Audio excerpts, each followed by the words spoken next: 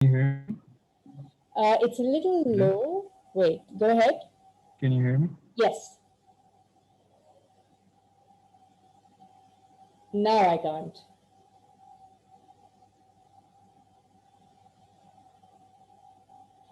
Ali, I will come back to you. Mariam? Yes, hello, can you hear me? Yes. Okay, so the major part of the lecture was upon the Islamic myths that are circulated by the Western writers. So, for instance, the first myth that I remember is that a lot of Muslim rule or control was spread by the sword, which is something that is popularized by the Western writers, but in fact, in reality, it is not. And second myth was that under the Muslim rule, people were actually forced to turn to Islam or to convert.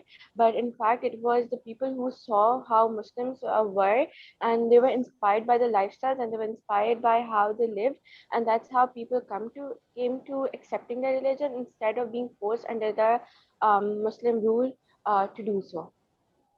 Thanks, So Mariam. this is Huh. Um, but guys, please do listen to each other and feel free to provide correctives to each other. Obviously, none of us get this right all the time. Okay, who was next? Jyoti. Hi, Miss. So what I would like to talk about is murids, how a group of people would register themselves as murids, and they would sacrifice all their life in spreading the message of God, and how you talked about that they would always keep their house doors open, so that this was basically a sign of acceptance that everyone can come in and everyone is accepted here, nobody's judged or nobody's discriminated against, and this would attract a lot of travelers, and that when these murids would try to spread Islam and the message of Allah, they would never, there was no jabber. I think that's the word that you mentioned. Sorry if I'm wrong, but and everyone had their own democratic right. And everyone could speak up and everyone was equal in terms of religion, nobody was superior or inferior, so that's what their way of spreading Islam and the message of Allah. Okay, Sana. Hi, can you hear me? Hello, can you guys hear me? Yes, go Yes. ahead. Okay. So I'm just going to add to Jyoti's point that right before we discussed how the Sufi groups spread Islam, we talked about a limitation of language and how that sort of conveys a very institutionalized version of religion and the difference between mazhab, deen, and akida and faith. And we talked about how mazhab means legal schools and how that's not entirely true, how Islam is not as closed off and is not as administrative. However, deen is more open, yet it's more intimate. It's something that welcomes all, but it's also something that you personally might have. It's kind of like a belief. So we talked about that, and then we moved on to the divisions of the Shias and Ismailis, and how the Ismailis were created, and how after Holy Prophet passed away, a lot of divisions in Islam were created, and that is how Islam started changing a bit. And then obviously Western writers and a lot of modern instances of referring to Islam, referring to religion as mazhab, sort of made it seem as more closed off, that does not welcome others into that group. However, when we studied forward, we talked about how Sufi groups had a much more open discussion, had a much more diffusion sort of a thing, where automatically Islam was kind of spread through literature and songs. So yeah, I think that's all I have. Thank you, Sana. Very nicely done. Rahma? Okay, so I remember us talking about how South Asia saw a variety of combinations between centralized rule and diffused smaller kingdoms. So we talked about how there were, successive patterns where at one time there was centralized rule, and then following soon was diffused smaller kingdoms. And then we also talked about how these periods of political unity were relatively smaller and brief. And then we received a follow-up question that, considering this change in the political dynamic of India, what kept South Asia connected and unified? And so that led us to talking about economy and culture, and how there was a vibrant trade within India, and how culture is a very wide, broad term which encompasses many facets, including traditions, ideas, beliefs, norms, which are basically unarticulated ideas, and other socially accepted behaviors. Wow. I think you should be giving my lectures. Nicely, nicely done, Rama. Nabiha. Just to add on to these points, we also talked about the role of media and how this led to the culturation that took place. And we further added that with this, how Sufism also spreaded Islam by settling down, and how the people who were travelers and how they were the nomads facilitated the further spread of Sufism, or rather even Islam. Okay, you're done. Kanwal.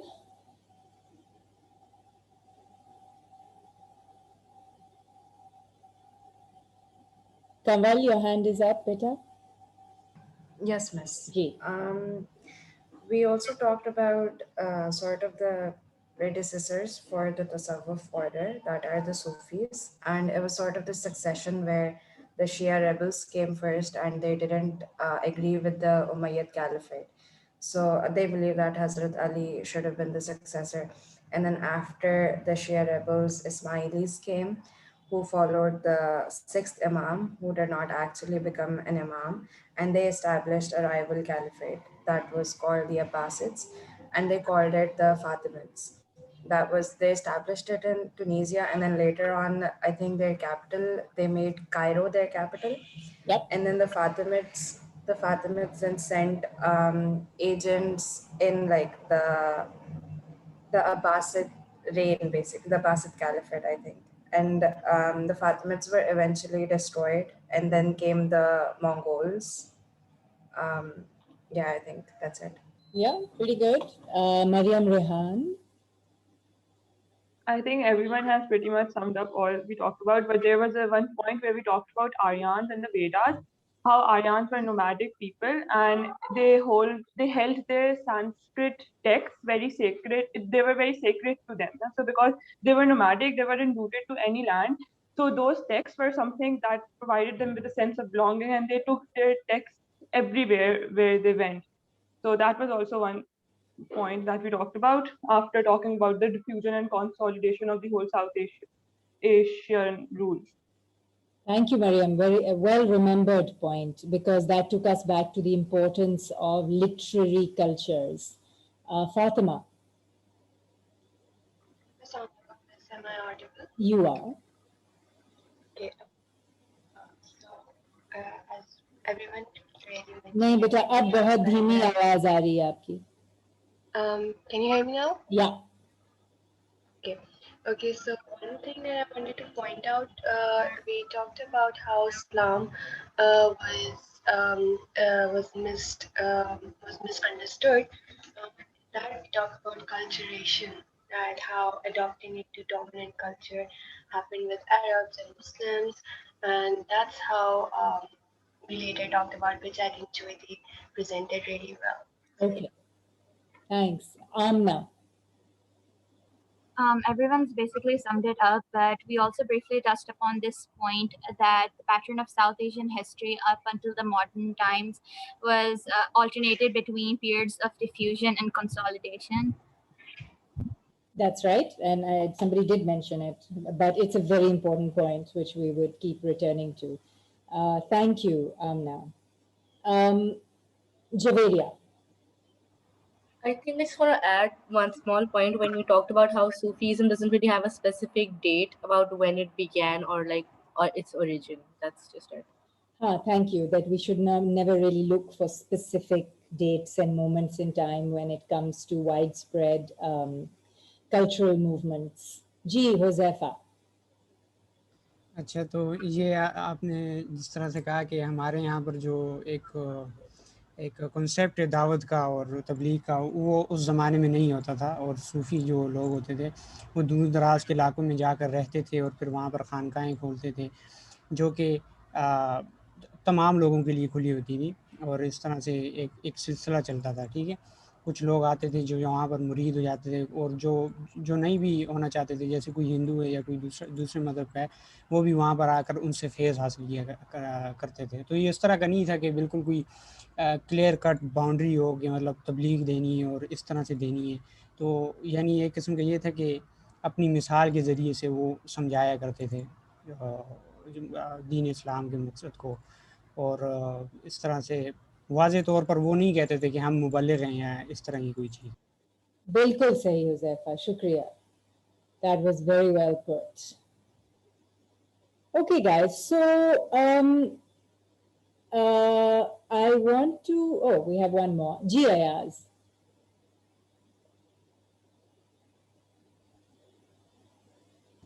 Ma'am I have question ma'am, और question ये है ma'am कि मतलब हम कहते हैं कि इस्लाम Sufis या जो बड़े बड़े स्कॉलर्स हैं उनके जरिए आया, तो फिर हम इस 21st सेंचुरी में ये देखते हैं कि अब भी जो है लोग जो है ना, वो जो पिछले जो रिवायात हैं, जो पिछले कल्चर था, यानी to wear turban, to live having a beard, so मतलब कि इस्लाम क्या मतलब किस तरह का दीन था पहले जमाने में, और किस तरह हम तक ये पहुंचा है कि यानी इधर एशिया में, मतलब कि हम कहते हैं नहीं आप लोगों ने दाढ़ी चुनी या फिर आपने जो है मतलब टर्बन पहनना है, या फिर आपने मतलब यानी आपने फिर वेस्ट को फॉलो नहीं करना, ये एक नजरिया है जो लोग पेश करते हैं बड़े बड़े scholars.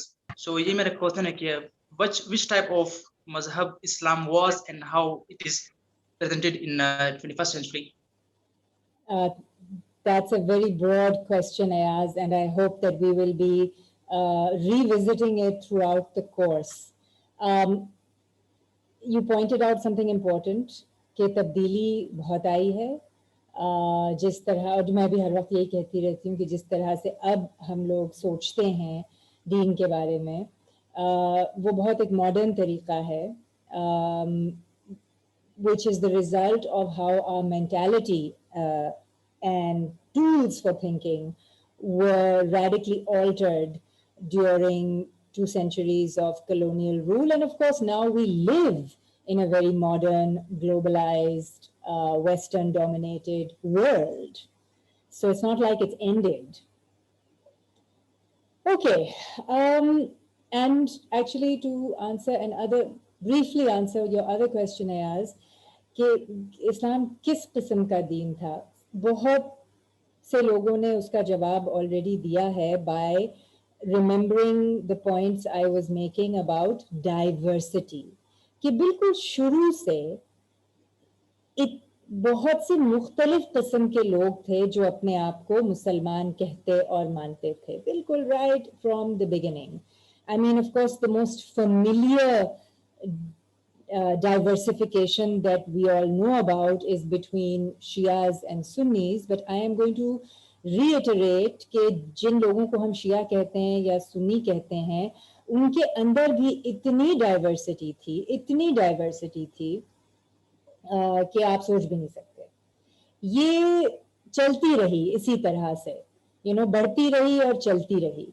It's only in the modern era, especially under British colonial rule, जब ये diversity ऊपर से आहिस्ता आहिस्ता कम की गई, क्योंकि जो modern तरीके थे classification और categorization के, they just couldn't accommodate or conceptualize this kind of spectrum of diversity that existed all across the Muslim world, but especially in South Asia. So there is no answer, Ayaz. There is no answer कि ये किस किस्म का दीन था. बहुत से ऐसे लोग थे पहले भी होते थे जो कहते थे आपको दाढ़ी रखनी है और ये ऐसे कपड़े पहनने हैं और फलाना फलाना करना है. लेकिन ज़्यादातर, you know, the thing that we've lost and that characterized different types of pre-modern Islamic practice and belief was the acceptance of diversity. There was a broad acceptance of internal diversity within the Islamic world, which we have lost in modern times. Yes, Alina.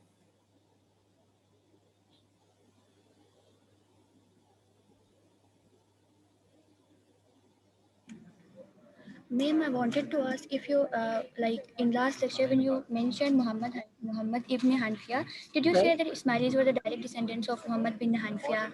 No, I didn't. And I was going to correct that impression of yours. Yes, ma'am, because it's not the case, right? No, no, not at all. I never said that. I was trying to tell you, I was. Yes, ma'am, I just got that. I got that, the division between Shias and Ismailis. Yeah, I just wanted to make sure that you didn't say that. Don't worry about that. No, I absolutely did not say that. Thank you, ma'am. Rahma?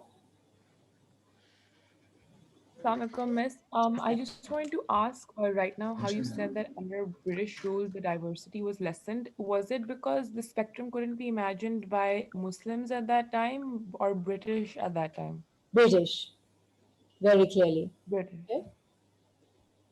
Thank you. All right. Okay, so I think now to move to answer some of the larger questions about pre-modern Islamic culture. Somebody is unmuted. Can they please fix that problem? How many of you have heard this story? Is this familiar to anybody? Anybody brave enough to tell the story? Ji, Sarah. Yeah, so it was, can you hear me? Be a little louder. Okay. So I think it was in one of our readings, and it basically said that when people look at South Asia with their eyes closed, it's like touching an elephant, and they only feel and understand the part that they're touching and not see it whole. Okay, but that isn't like, the story I'm trying to get at, but almost. Ramin? Okay, so I don't know it in detail, but the idea is that basically when your eyes are closed and you feel the elephant, No, but you can't really tell. Okay, no, I don't know that. I'm sorry. Okay. Huzaifa, ji. तो ये मेरे ख्याल में मौलाना room से ली गई है और इसमें ये है कि Although शायद उनकी भी पुरानी हो, लेकिन हाँ. और ये इसमें इस तरह की स्टोरी है कि एक इलाके में हाथी ले जाया गया जहाँ पर किसी को नहीं पता था कि हाथी कैसा होता है, ठीक है, और हाथी को एक अंधेरे कमरे में बंद कर देते हैं और फिर लोग आ जाते हैं यानी उसको देखने के लिए. तो जिसने उसकी सूंड पे हाथ लगाता है तो वो कहता है कि भाई ये सांप की तरह है, जो उसके कानों पे हाथ लगाता है वो कहता है कि नहीं ये तो एक पंखा है, ठीक है, और जो उसके पाँव को हाथ लगाता है वो मजबूत लगता है उसको, वो कहते हैं सुतून की तरह है, और जिस तरह के धुन की तरफ जिसने हाथ लगाया तो वो चूहा समझेगा उसको.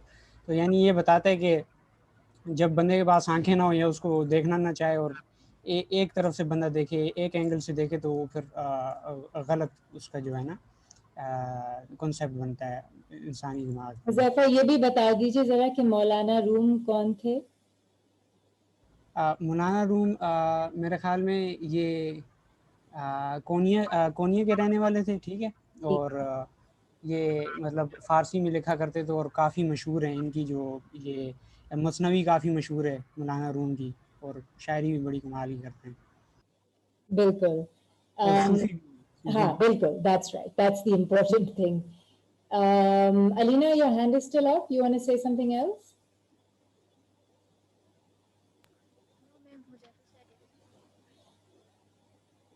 Anybody else? Can anybody else add something about the figure of Rumi? Who was Rumi? May I? Yes, Alina. I couldn't hear you. Just be louder. Ma'am, actually it talks about maybe like um, it explains about the different perspectives of people. Like we get things according to our perspective. Like different people have different perspectives. So like in this story, the person who touched the specific part of the elephant, they got the perspective according to whatever part they touched. So what does and Alina, you don't have to answer, anybody can answer this. What does the elephant represent? Because this is symbolic, right? This is like so many children's stories you would have heard growing up in any language. It is an allegory, which means everything in it is symbolic of a wider, deeper reality. So, what does the elephant represent? The elephant is a symbol of what in this story? Nabiha. Maybe a religion or God in this sense. Okay, Muhammad Ali.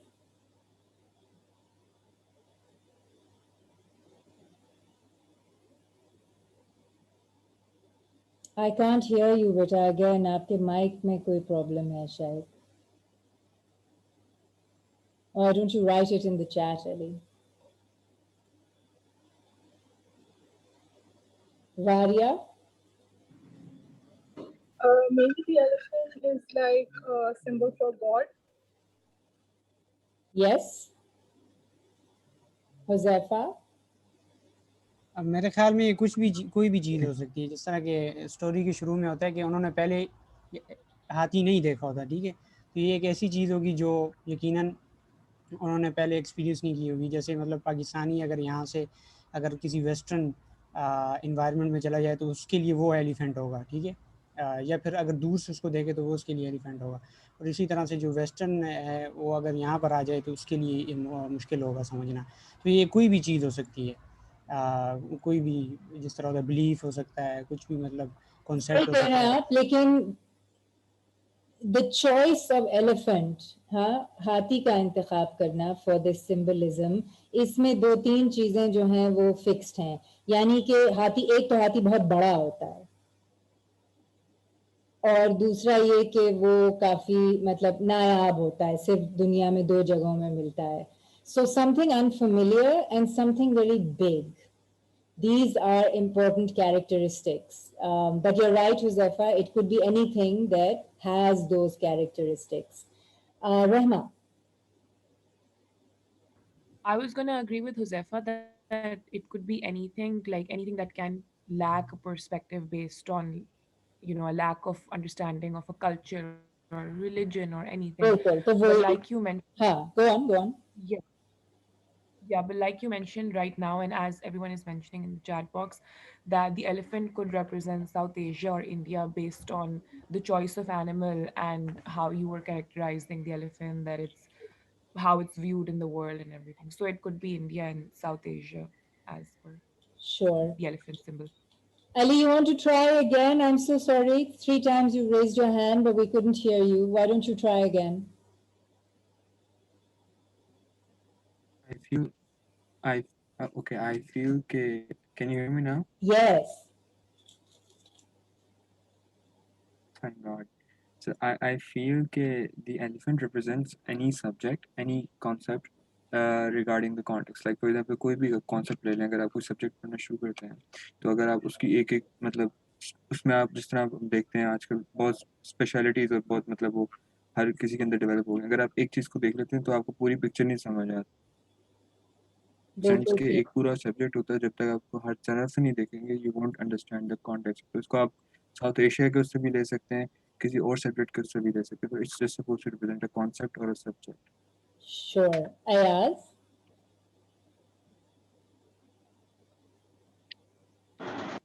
I think, ma'am, it represents firstly misunderstanding between people. That I think the lack of knowledge represents this thing, and secondly, I think it represents antiquity, meaning के पुराने वक्तों का ये जो बता रहा है picture. Oh yeah, I 2 points I have noticed.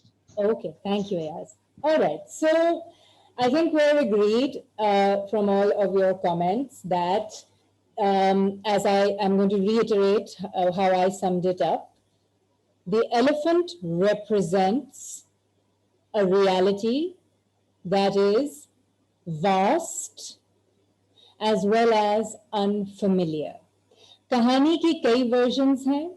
The most popular version of the story is in the writings of the greatest of all Sufi poets to ever have lived, Rumi, Jalaluddin Rumi, also known within the Muslim world as Maulana Rum. So his version is exactly as Huzaifa told it, that an elephant was brought to some place, clearly in the Asian Muslim world, जहाँ हाथी नहीं होते ना, किसी ने नहीं समरकंद और बुखारा में और बगदाद में किसी ने कभी हाथी नहीं देखा होता. So it is an elephant is brought from either Africa or India to a place where no one's ever seen an elephant before. One version of the story is that a bunch of blind men wanted to understand what the elephant looked like. And the other version is that the elephant was kept in a completely dark room so that whoever went in couldn't see it, but had to figure it out by touching different parts of its body. The end result, of course, is the same.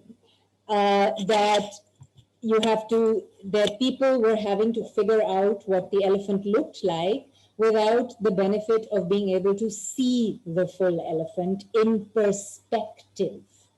तो फिर यही हुआ, किसने सूंड पकड़ी, उसने कहा ये तो सांप है, वगैरह वगैरह.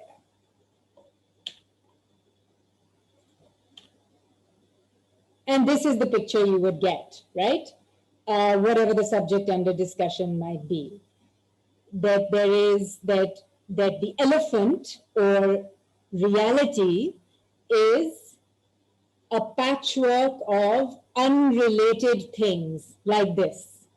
कि आपने ट्री ट्रंक्स के ऊपर दीवार खड़ी कर दी, पीछे एक बेतुकी सी रस्सी लटका दी, कानों पे मतलब पंखे निकल रहे हैं, नेज़े निकल रहे हैं, सांप एक ऐसे ही सामने मुंह से निकल रहा है. This makes no sense, right? None of these things have any relationship to the other. So this cannot be a true picture of any reality. Yes, Jyoti. Mas, I just had a question that why would they do something like this? I mean, to go to a dark room and then feel like the elephant not actually seeing it. So let me remind you what I said earlier. These are, this is a story very much like any fairy tale or children's story or nursery rhyme you might have grown up with, where the whole story is symbolic, right? It's not meant to be realistic. The whole thing can begin with, can you imagine, right? Can you imagine what it would be like for 6 blind men or 6 men in a dark room who've never seen an elephant before? How would they ever figure out what the elephant looks like, right? And then the story carries on. Now this, as we all know, is what an elephant really looks like. Everything is an organic part of a connected whole. That's the point of this symbol and this story, that reality, whatever it might be, and the ultimate reality, of course, is God himself and his nature, right? But any reality, and to understand and conceptualize anything in its true, real existence, you have to be able to see it as an organic whole. If you just pick up and touch one part and are content and happy believing that that one part is the whole thing, then you will never grasp the true nature of reality, and you will never grasp the true nature of ultimate reality, which is God himself. अगर आप big picture को देखना नहीं सीखेंगे. And all human beings are like this, right? We're all like this. This is, the blind men are all representative of us of a lower human nature, where we are content with the immediate knowledge that we have of a thing.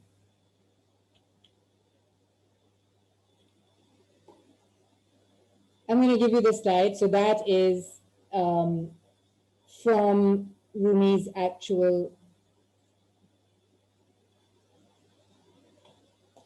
So now look at the words that are highlighted, okay? The real metaphor at play here, metaphor is always something that is symbolizing something else, is the whole metaphor of sight and light, right? The metaphor of the eye, of being able to see, and of light being necessary for the eye to work and for sight to work.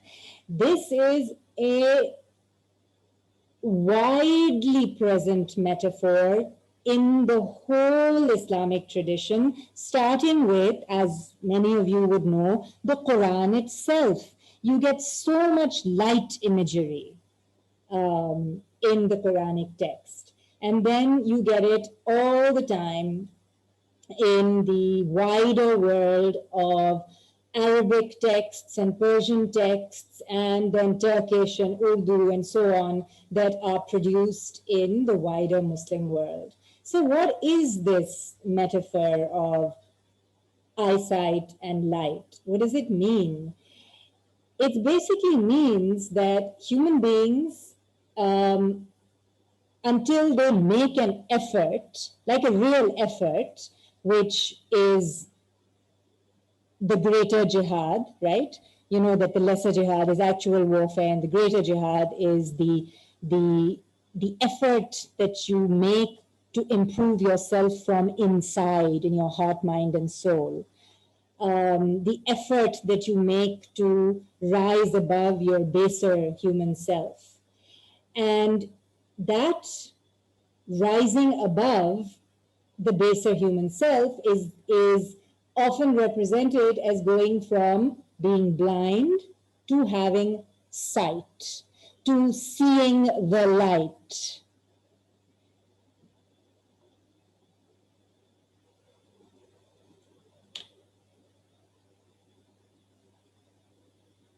So the last line of Rumi's story is, if there had been a light in each man's hand, the difference would have gone out of their words. क्या हुआ जब सबने अंधेरे कमरों में जाके हाथी को देख हाथों से टटोला, सबको अलग अलग चीज मिली और फिर सब झगड़ा करने लगे without investigating, right? Without discussing or investigating further. Everybody was content with the evidence that was in front of their immediate nose and didn't want to investigate further, didn't bother, didn't discuss with each other. Instead, what were they busy doing? They were busy fighting about it, saying, no, my version is correct. No, my version is correct. You're wrong. I'm right.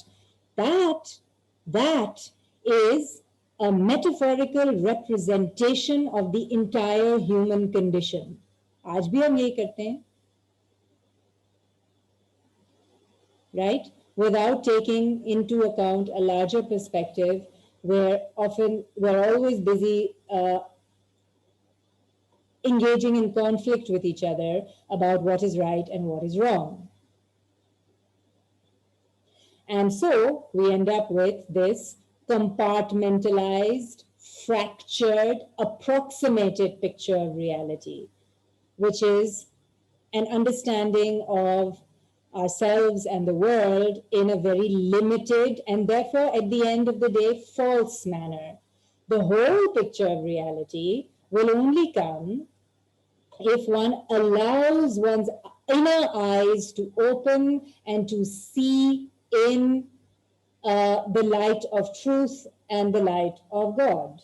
And how does one get there? Well, that is what the whole path of Tasawwuf is about. Why does Maulana Rum tell this story? He tells this story in order to demonstrate to people that that's who you are. Right now, all of you are like those men fumbling in the dark. But where do you need to be?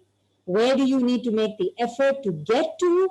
You need to make the effort to open your inner eye, the eye of your soul, so that you can see true reality in its organic wholeness. इसके कई मतलब इसकी एक vocabulary है यहाँ पे लिखी हुई है, लेकिन बाद में हम इसको in detail भी एग्जामिन करेंगे. The word I want you to, the two related words I want you to focus on right now here are haq and tehqiq. Haq, which I'm sure all of you have heard, is the preferred Sufi word for naming God, or rather the divine reality. Haq is reality with a capital R, truth with a capital T. Reality with a capital R and truth with a capital T are the true essence of this thing that we call God. तहकीक क्या होती है? ठीक है, अब उर्दू में इस लफ्ज के मायने हैं रिसर्च, वो तो सही मायने हैं, लेकिन it comes from this older Islamic understanding of the need for every human being to work towards understanding haqq, the nature of true reality. And working towards an understanding of haqq, that process was called tahqiq. The process of learning to open your eyes and see the light. That is tahqiq.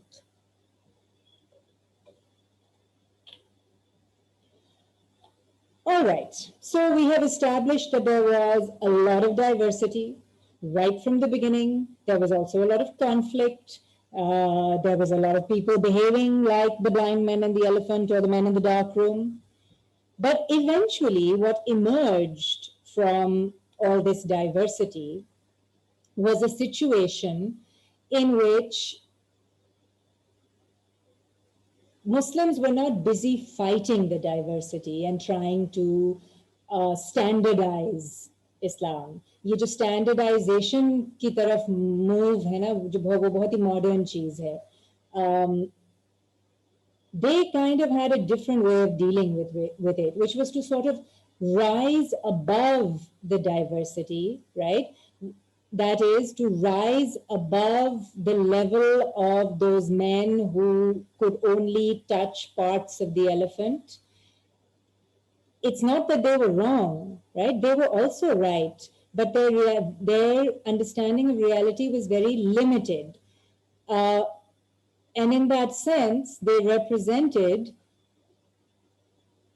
different factions within the fold of Islam, just as they represented different religions across humanity. कि सब मतलब अपने छोटे से दायरे में तो सभी ठीक हैं, मगर जब तक कि वो जरा 4 कदम पीछे हट के पूरी चीज को नहीं देखेंगे तो वो आगे नहीं बढ़ सकते, तहकीक नहीं कर सकते, हक के पास नहीं पहुंच सकते.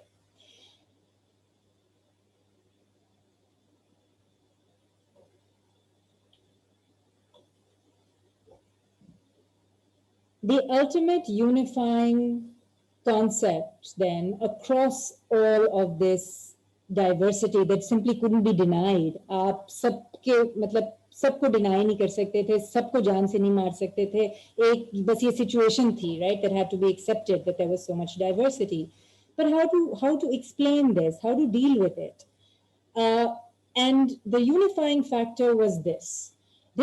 You all know it, but we do not often engage in a tahqiq of what the Islamic concept of Tawheed really has meant to Muslims through Islamic history. It's a really interesting and profound concept in the way that it has existed across Muslim societies throughout the ages. If you have, as they did, this very strong emphasis on Tawheed, which is one God, therefore one truth, one reality, one universe, one humanity. Now, when you reach that point, if there is one humanity who has been created by the one God, then how can there be insurmountable divisions amongst that one humanity. Everybody is created by the same one God. अगर आप ये नहीं मानेंगे, ठीक है ना, pre modern Muslims का ये point of view था कि अगर आप ये नहीं मानेंगे that all of humanity is created by the one God, then you come very close to shirk, right? You come close to saying that, oh, well, Hindus are kafir, they're so different from us, they have their own gods. You come close to kind of implying that somebody else created, some other being created them, and they answer to some other divinity. And the reason for their existence is totally separate from ours.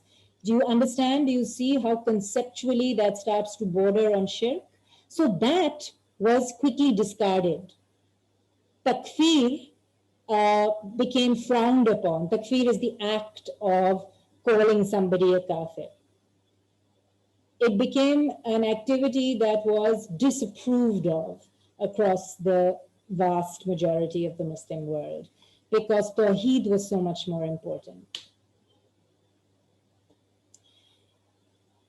So much diversity, and yet there's only one humanity created by one God. How do we understand this?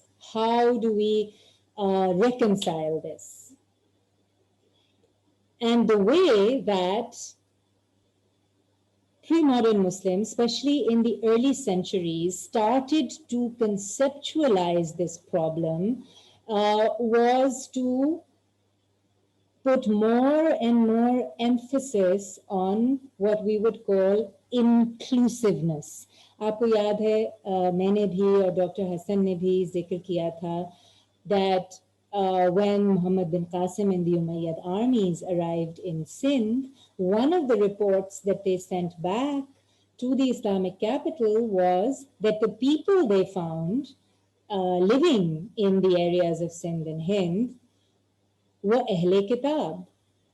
They had books and they had beliefs that sounded very familiar. They did not identify them as idol-worshipping kafirs. I mean, it's a very, very revealing and interesting thing. Why were they inclined to do that rather than be horrified and call them kafirs? Because of because of this.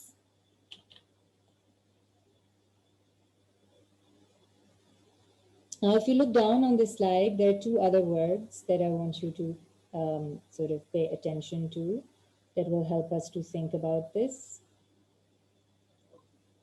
Surat and Mane. अब ये दोनों अरबी के लफ्ज़ हैं और इनकी ये अपने ओरिजिनल मानों के साथ उर्दू में कायम हैं. Surat is the face or the appearance of something, and Mane is the meaning within, behind the superficial appearance. Again, back to the story of the elephant. There was a superficial appearance of different parts of the elephant, and because those people looking at it in the dark didn't want to go beyond, didn't have a light in their hands or in their souls, they were unable to see the true nature, the true meaning of the creature in front of them. So ये division ये conceptual division समझना बहुत ज़रूरी है क्योंकि अब हम इस पे ज़्यादा stress नहीं देते in modern versions of Islamic belief and practice. The concept that everything and every reality has an outer appearance and a true inner meaning. Where do you think this leads? Ultimately, this leads to the idea that there is one true meaning within all spiritual traditions.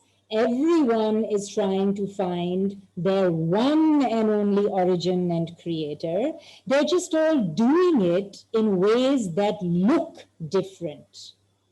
सूरतें बहुत हैं, मायने एक ही हैं.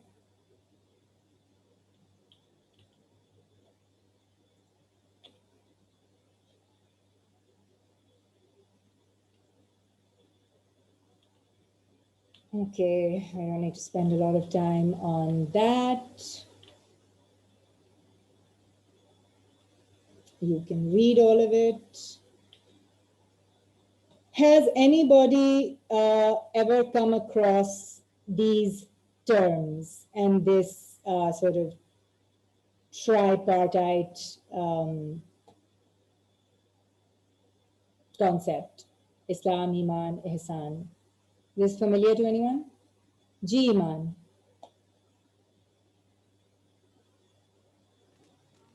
Can you hear me?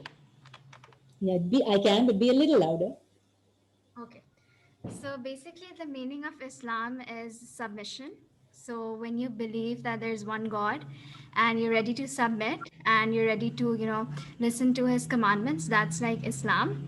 And then comes Iman. So Iman means belief, having that faith.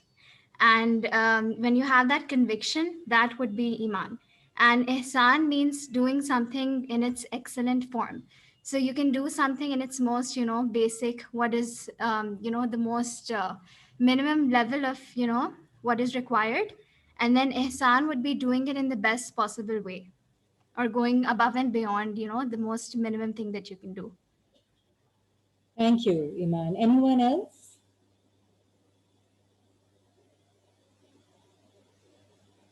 Jyoti, your hand is up, but right now, if you have a question, you can ask it later. But I just want people who are familiar with this concept of Islam, Iman, Ihsan. Ji Nabiha.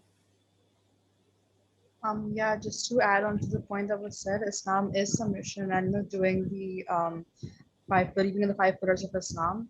And then Iman is having the belief that there is one God. And then Ihsan is doing the deeds that we're doing in the best possible way and doing them which benefits individuals around us and Allah as well. Thank you. Ji Sadaf. It's mainly sort of related to the 3 levels of faith. So the first one, which is Islam, is like the most, it's like the first level or the most basic one, what one should do. And then the Iman is like why one should do it. So that is like it's the second level of it. Like it's a stronger thing for faith. And then the third one is Ihsan, which means to do good things. I'm not exactly sure if this is what it means. So that's like a third level of faith. Thank you. Varia? Okay, so I think that as Iman said, Islam is basically submission. So it's like the 3 levels, that is, Islam is body, and faith or Iman is basically the submission of soul, and Ihsan is like the submission of spirit. So basically in Iman, you follow the articles of faith, and when it comes to Ihsan, it's like doing the righteous thing, like from the spirit basically. Thank you. So this is a very, at least it used to be, an extremely commonly understood trilogy of concepts in the Islamic world. And it came from this very famous hadith, which is called the Hadith of Jibreel, in which, and it has 2 chains of transmission, which means 2 different Sahaba retold it and recorded it in the oral tradition. And this is how it proceeded, more or less. And Bari actually did a good job of explaining the differences, where Islam is the most basic thing, right? It is something that you do with your body. It's the external element. You submit with your tongue, right? This is it, and it's no one can see what's in your heart. This is a very public physical submission to the basic belief that there's no God but God and that Muhammad is his messenger. By the way, some versions of the hadith don't have the 5 pillars. The older versions don't have it. They just say, Muhammad said Islam is that you should testify that there is no deity save Allah and that Muhammad is his messenger. Okay? Then this man, who nobody recognized, but is supposed to have been Jibreel, said, you have spoken truly. And then he asked, tell me about Iman. And the Holy Prophet said, it is that you believe in Allah and his angels. Right? So now think of, this is about belief. And belief in what? A bunch of things that you cannot have any empirical evidence for. Believing in things that for which you can have empirical evidence or the evidence of your senses, something you can see and hear and touch and taste and feel, things beyond that. To believe in things that cannot be empirically proven. Where is the seat of this belief? It is in your heart. Finally, and one would think that it ends there, right? Very few of us, I think, are brought up to really understand the final concept, which is the concept of ihsan. And what does the Holy Prophet say it is? It is that you should serve Allah as though you could see Him. And even though you may not see Him, yet He sees you. Now, what does this mean? Right? Unlike the other two, it's not straightforward. How do you interpret this?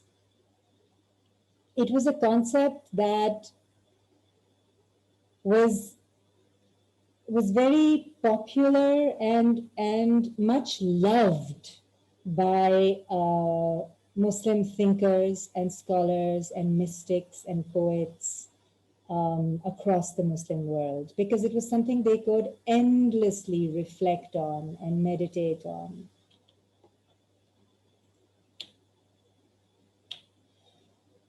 Let's go back. So if you see how this has been very simply depicted, the smallest aspect, right, the easiest thing to do is to submit. You go a little beyond that, you know, you get a level of inner sight, which allows you to believe. But ultimately, the widest reality is that in which you live with ihsan. Now, you can also view this the other way around. Think about this. If this is a picture of the ways in which human beings can relate to reality and to the divine, it is entirely possible to be existing in the widest circle of ihsan, where you live a genuinely good life in which your heart and your soul are constantly searching for and trying to reach an understanding of the divine, but you've never really been exposed to the message of Muhammad and the Arabic Quran. What does that make you?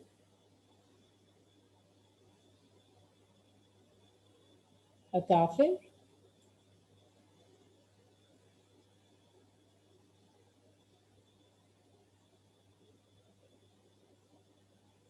You see, what this allows for is the acceptance that a Hindu or a Zoroastrian or a Jew could actually be living their life with ihsan.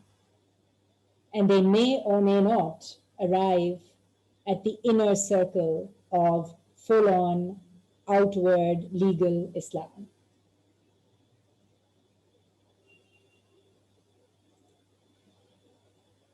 So these are the concepts that were, as I said, very widespread and were the underlying philosophy of the many, many different types of people who practiced tasawwuf or faqiri.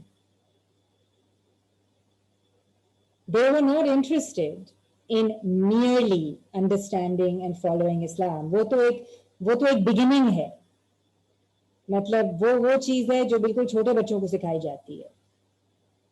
जब आप तरीक़त पे होते हैं, तरीक़ा is the path of tasawwuf, what you're trying to really work towards is living your life with ihsan. Now the word ihsan comes from the root word, again in Urdu, but this is all Arabic, of husn, beauty, GIRs.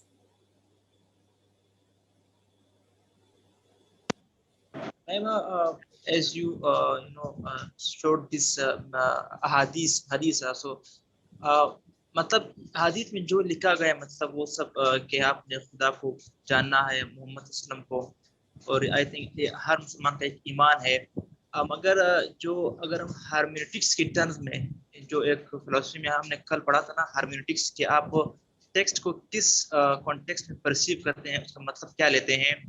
तो अब अगर हम इस century में देखते हैं क्या, तो अगर इस सेंचुरी में हम देखते हैं तो जैसे ही कोई नॉन मुस्लिम इन अहादीस को देख लेता है तो वो हमेशा यही सोचता है कि हर दफा उन्होंने ये कहा हुआ कि आपने जो है ना गॉड के सामने, मतलब आपने खुदा को मानना है, आपने नबी को मानना है, और आपने उनके लिए आपने जाना है काबा शरीफ, उनको मतलब 6 लाख 7 लाख पर हेड जो लोग पे करते हैं वहां जा करके, और एक बड़ा कंफ्लिक्ट भी है ईरान और उसके दरमियान। दूसरी बात ये कि वो मतलब कहते हैं कि सिर्फ नमाज पढ़ना या ये करना। सो मेरा सवाल ये है कि मतलब हमने इसको किस कॉन्टेक्स्ट में परसीव करना है कि व्हाट इज ईमान, इस्लाम, मतलब या लाइक दिस। हम ये अभी समझने की कोशिश कर रहे हैं, बस इतना अगर आप समझ लें तो फिलहाल हमारे लिए काफ़ी है। ज़ाहिर आधे घंटे में मैं आपको इस पे एक्सपर्ट तो नहीं बना सकती हूँ। Our goal right now is just to truly understand and realize that the ways in which modern Muslims tend to think about God and faith are much, much smaller and narrower than the ways in which pre-modern Muslims used to think about it. That's the only real takeaway. Ji Sadaf. I just had a quick question. So, obviously, like certain ideologies are very different between Buddhism and Sufism, but we do see that some concepts, like even the ones you discussed, of this achieving one reality and everything, they're sort of similar. Even this concept of, in Buddhism attaining nirvana or fana over here. So, could we say that there has been an influence of Buddhist belief in Sufism? It's very difficult to say that there was any straightforward, traceable influence one way or the other. Actually, as far as we know historically, Angrezi mein lafz hai mysticism, right? Which is the emphasis on an inner spiritual relationship with the divine, right? So it's not about performing the outer rituals physically with your body. It's about placing emphasis on your inner relationship with the divine and pursuing that. इसको हम broadly mysticism कहते हैं. और mysticism के traditions जो हैं वो हर institutionalised religion के अंदर हैं. We're going to find mystic strands in Judaism, Christianity, Hinduism, Buddhism, Jainism, Zoroastrianism. Anything you can think of will have a pretty wide mainstream tradition that is more devoted to the cultivation of the soul rather than the body. So to say that Buddhism may have influenced Islam and therefore created the Sufi path, no, we can't say it. And I'll tell you why. Because one of the things, look at this, one of the things that Sufis look back to is remembering the many roles of Muhammad himself. This is the path followed by him who is meant to be our model. First and foremost, what was he? He was the man always looking for truth. We know this, right? Through any stories that we know about him. He was the man who used to spend days on end secluding himself in a cave, meditating, searching for some kind of enlightenment. Look at that word, enlightenment. And it's across languages, the looking for the light, right? Everybody is one of those blind men who is looking for the light so they can see the whole elephant, all of reality in its true nature. So that is the fundamental nature of Muhammad. Then he is chosen for a very specific job. He is chosen as one of the messengers of God, somebody to whom God will speak directly in order to reach out to humanity, right? So in the Abrahamic tradition, which is across all the Abrahamic religions, there's a similar concept of risalat, messengership, which is very few people, a handful of very special people are chosen for this job across history. But this job comes to Muhammad later in his life, right? He's already a seeker of truth. After becoming a Rasul and receiving revelation from the divine and starting to share that message with the people around him, eventually, the final stage of his life's journey is that of a political, military, and spiritual leader of a community. That's the last thing he did. Now, if we want to follow, right, if we want to follow the Prophet as a role model, which of these three aspects of his character is actually followable? क्या हम सब रसूल बन सकते हैं? क्या हम सब बादशाह या खलीफा बन सकते हैं? नहीं, हम सिर्फ तहकीक कर सकते हैं, मुहक्किक बन सकते हैं. And look at these words on the right hand side. Somebody who submits to his, performs the submission to the basic belief becomes a Muslim. ठीक है ना? इस्लाम लाने वाला मुस्लिम, ईमान लाने वाला मोमिन, एहसान से जीने वाला Mohsin.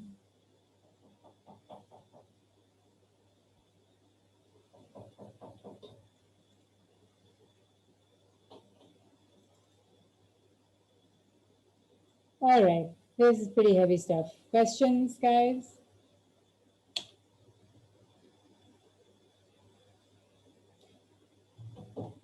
We're going to talk a little bit more right now about the concept of husn and ihsan and how it had this very important, profound, widespread influence on the early developments in Muslim thought.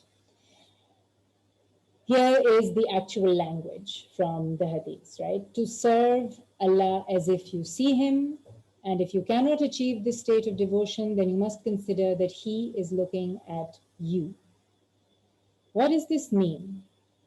Amongst the ways in which we could interpret this is that our every little thought, our every feeling, every action, public and private, happens in the presence of God. Now, theoretically, you and I all know this.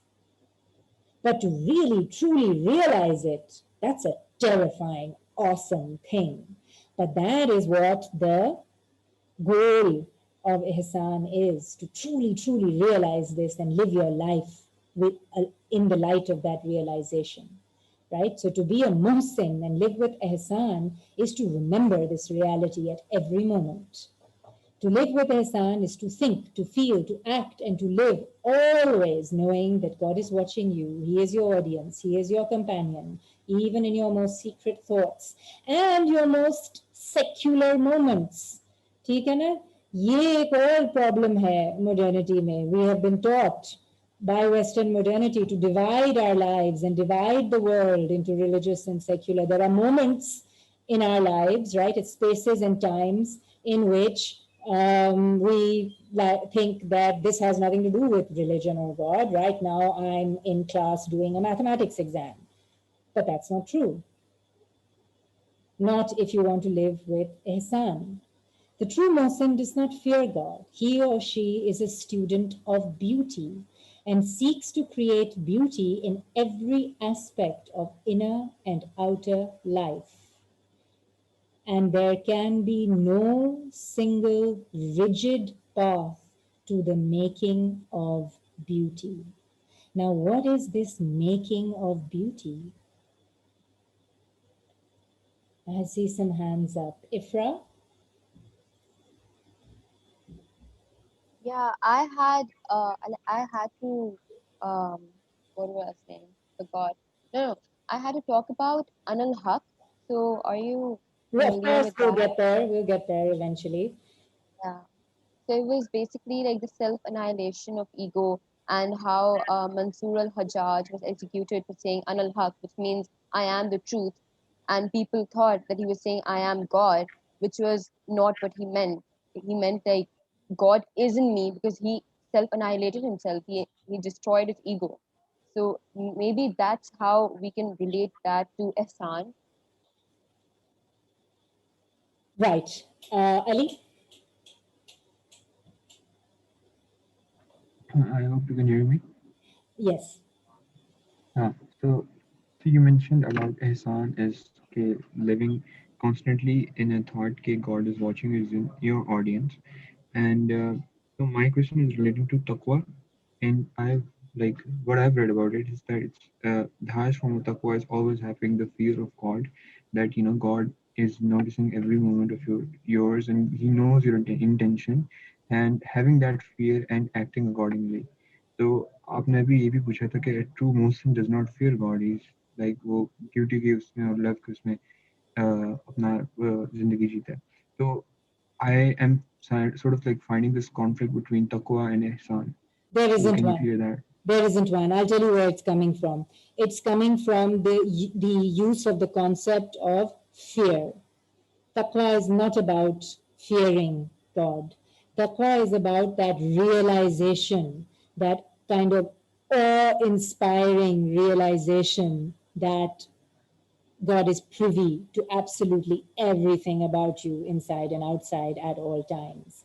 I mean, if you did even for a second open yourself up to that, to actually feeling and realizing that idea, it is terrifying, but it's the idea that's terrifying, not God. No, it's not like yeah, that's I understand कि taqwa is not like मतलब कि like fear उसमें नहीं रहने की जरूरत. It's the understanding. तो मैं ये पूछना चाह रहा हूँ कि तकवा और एहसान के आपस में मतलब एक चीज है कि मतलब मोहसिन जो होता है वो तकवा करता है. बिल्कुल बिल्कुल, बट वो सिर्फ फर्स्ट स्टेप है. तकवा इज द फर्स्ट स्टेप, क्योंकि तकवा के बाद what do we come to?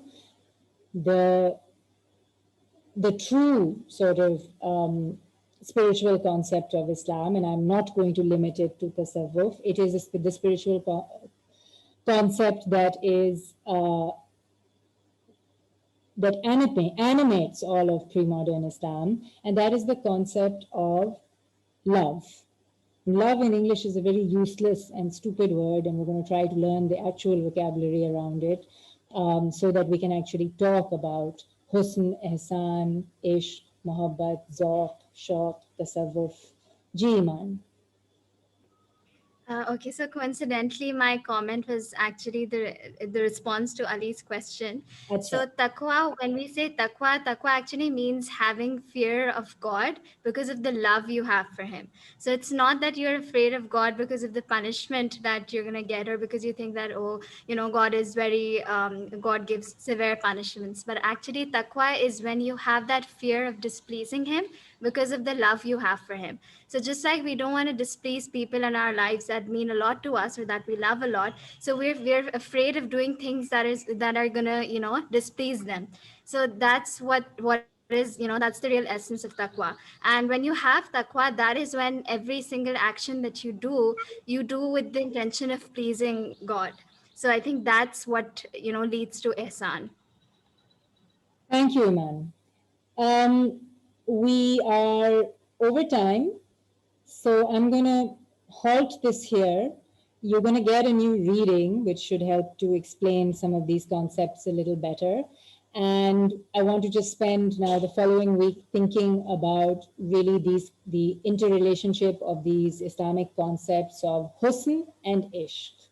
We know them well, I think, because they have lived on in the poetic tradition, the literary tradition of all Islamic cultures.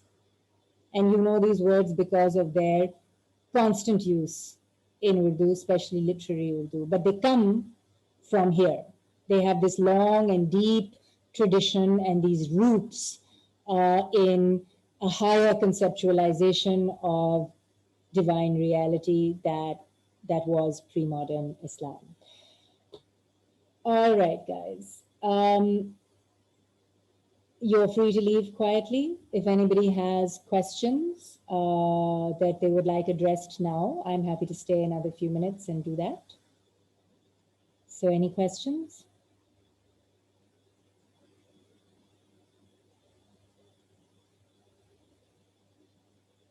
Yes, Kanwal. Miss, I had a question from Aisha. Her mic isn't working, so I'm going to forward her question. She asked the narrative of Muhammad bin Qasim is portrayed very differently in our high school textbooks, and the conflict of Shia and Sunni is never discussed. So is it specifically devised in that manner to uphold a sense of nationalism and unity in nation? Of course. That's a very short answer. Of course. All right. Okay, Umair. Hi, Miss. Hi. So I'm thinking of how Kabir would exemplify his, tasawwuf, right? So I'm thinking like, how did the mystics choose to show that tasawwuf to everyone around them? Or was it like a very private thing that they would keep? Both, okay? So certainly there is a widespread belief in pre-modern Islam that the more you travel along the path of spiritual seeking, the more you learn, the more you see, the more you realize, the less you can actually express it to others who have not experienced any of that. And this is actually why poetry became the main form of communication to speak about spirituality across the Muslim world, because poetry uses symbols and metaphors, much like this story that we began today's class with. And any communication or expression of spiritual experience can never happen in flat, straightforward, empirical language because it is an incommunicable experience. It can only be expressed through powerful metaphors. So yes, it is not directly communicated. It is to some extent hidden and secret. The other thing that I'd like to say, and of course, since we're going to spend now 3 or 4 classes on all this, it should become clearer. There are many, many, many different forms of Sufi practice and belief across Islam, right? that's what we mean by Sufi order. Sufi order is a Sufi silsila or a Sufi brotherhood. यहाँ पे subcontinent में 4-5 हैं जो ज़्यादा widespread हैं. The Chishti order, the Sohrawardi order, the Shahdili order, the Naqshbandi order, and a few others. And across the rest of the Muslim world, there are many, many more. So what makes a Sufi order?